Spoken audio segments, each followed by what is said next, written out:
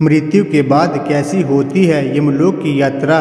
गरुड़ पुराण के अनुसार मृत्यु के बाद आत्मा को दिव्य दृष्टि प्राप्त होती है और इसके बाद उसकी यमलोक यात्रा शुरू हो जाती है। इस यात्रा के दौरान जीवात्मा को भिन्न भिन्न जगहों से गुजरना पड़ता है और इस दौरान आत्मा ने अपने जीवन में पाप पुण्य जैसे भी कर्म किए होते हैं उसी के अनुरूप सफ़र में आगे भेजा जाता है।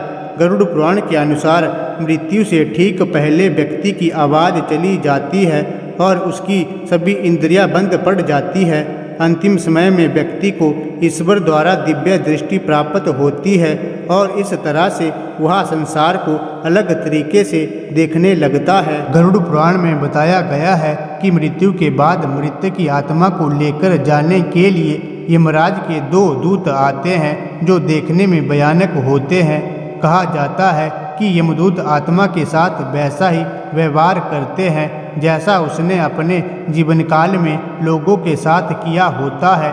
यदि मृतक अच्छा सच्चा और पुण्य कर्म करने वाला हो तो उसे प्राण त्यागने में कठिनाई नहीं होती है और यमदूत भी उसे बिना कष्ट दिए यमलोक ले जाते हैं। वहीं अगर मृतक ने अपने जीवन में पाप कर्म किए होते हैं तो वह बहुत पीड़ा में प्राण त्यागता है और यमदूत उसके गले में पास बांधकर उसे घसीटते हुए यमलोक ले जाते हैं। साथ ही ऐसे लोगों की आत्मा को यमलोक में भी बहुत यातनाएं दी जाती है।